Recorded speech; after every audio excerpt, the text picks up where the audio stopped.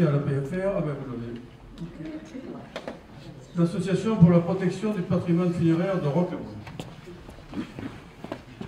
Tout a commencé en fait le jour où on fleurit dans le cimetière ces affiches que vous pouvez voir qui signalent que la mairie a la prétention de récupérer des concessions perpétuelles. Elle en a parfaitement le droit en fait. Elle a même le droit, quand elle a fait le tour du problème, c'est-à-dire que la tombe est en déshérence, qu'il n'y a plus d'ayant droit et qu'elle est en mauvais état, de la récupérer, de la raser, de récupérer les ossements pour les mettre dans un ossuaire, et même j'ai vu ça qu'elle pouvait également revendre le bâti quand le bâti représentait un intérêt quelconque. Donc, c'est apparu dans le cimetière, et du coup, les anciens de la commune, voyant ça, eh bien, sont quand même été émus, parce qu'elles connaissaient bien entendu ceux qui y résidaient, les défunts, connaissaient les familles, et l'idée de voir que tout ce patrimoine allait potentiellement pouvoir disparaître, elles se sont réunies et elles sont allées voir le maire.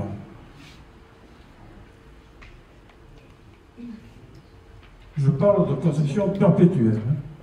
Le maire a été assez réceptif. Il a écouté toutes ces belles personnes et finalement il leur a demandé deux choses. Qu'elle donne une liste des concessions perpétuelles qui méritaient d'être conservées en l'état ou améliorées, et puis qu'elle crée une structure qui leur permettrait à ce moment-là d'être face à la commune et d'organiser la remise en état de ces concessions. Donc en 2006, on a créé la PFR.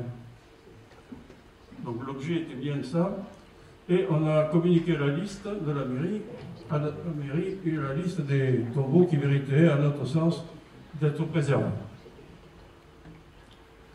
La mairie a bien voulu nous écouter, a d'abord été surprise de voir qu'on avait créé cette association aussi rapidement, le maire étant surpris, et finalement elle a retenu de la liste 17 tombes, qui sont à l'entrée du cimetière Sainte-Anne, à la droite et à la gauche de l'entrée.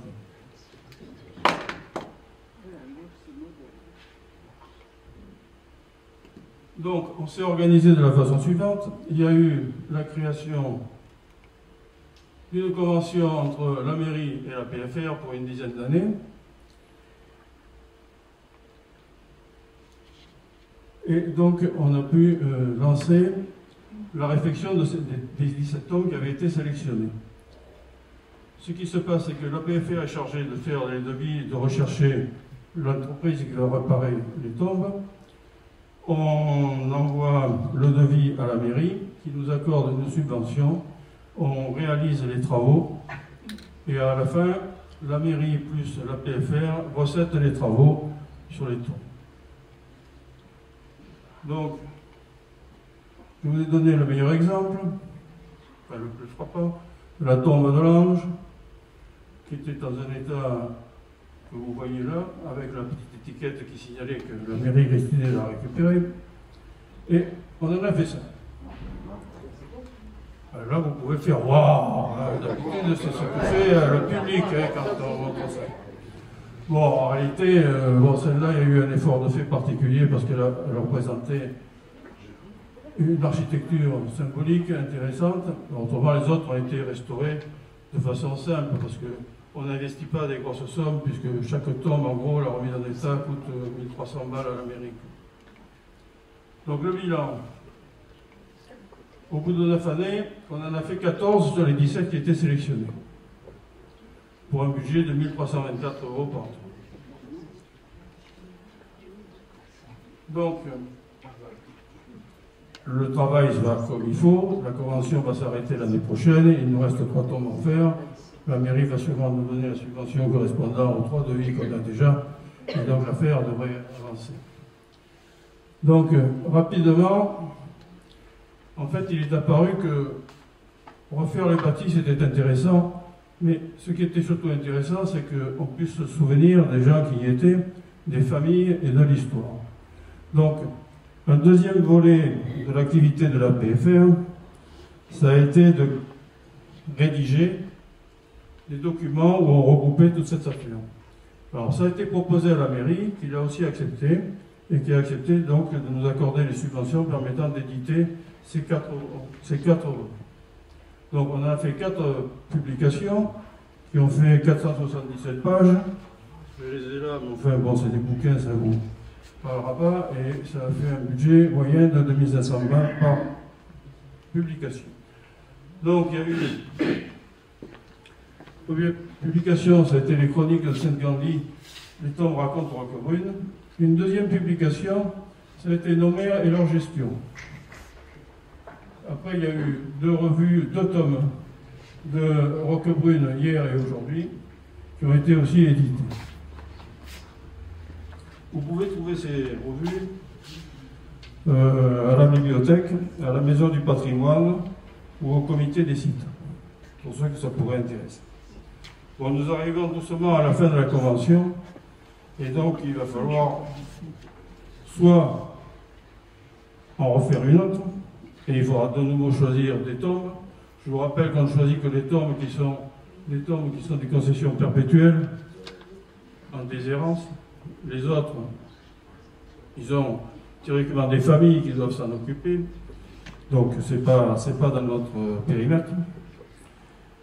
Et on verra ça avec la mairie, si on trouve des tombes intéressantes, toujours avec les mêmes critères, des vieilles familles, un monument intéressant sur le plan architectural, et puis quelqu'un dedans qui a servi la commune de façon importante.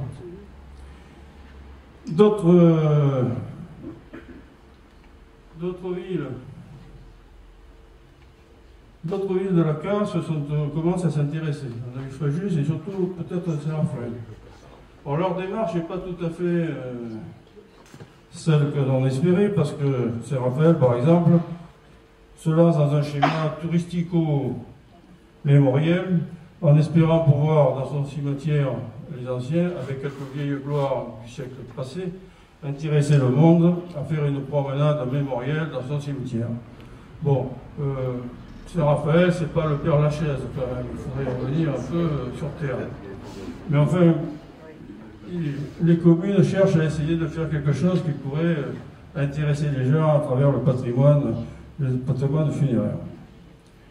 Et puis, il faut dire que, pour l'avenir, les villages changent vite. Il y a l'apparition des quartiers modernes. Entre le vieux village de Roquebrune, qui dans les débuts sont du néolithique, les Issarmes qui depuis 1920 ont une dominante essentiellement balnéaire, je dirais, et puis la Bouvrie qui est un quartier essentiellement pavillonnaire, créé en 1966. La vocation des cimetières, si elle est la même, c'est pas tout à fait le même intérêt. Il est évident que les gens qui vont visiter leurs défunts, à Roquebrune, le vieux village, ils connaissent les défunts, ils connaissent les autres, les défunts d'à côté, qui sont les voisins directs des tombes. Bon, quand on est à la Gaillarde, bon, j'habite, je connais un ou 2 résidents, mais le résident à côté, je ne le connais pas. Et les personnes qui viennent se promener dans le cimetière voir leurs morts, je ne les connais pas. Et les morts n'ont pas de relation entre eux, n'ont pas eu. Donc, la finalité de la balade dans le cimetière, c'est pas tout à fait la même. Ensuite, la vie change. Un mariage sur 2 finit en divorce. Qui voudrait passer le reste de l'éternité à côté d'un conjoint, ex-conjoint détesté? C'est peu probable. Bon, les cimetières des quartiers de résidence secondaire, bon, les morts ne se connaissaient pas, ne se parlaient pas, il n'y a pas de raison que les vivants qui viennent les voir se parlent plus. C'est comme ça. Et il ne faut pas oublier que non plus, 45% des défunts maintenant choisissent plutôt la crémation. Donc toute la configuration des cimetières est en train de changer. Donc le travail que fait la PFR pour sauvegarder les tombes qui nous intéressent, c'est-à-dire ceux des anciens avec patrimoine architectural, etc., c'est plutôt en fin de parcours.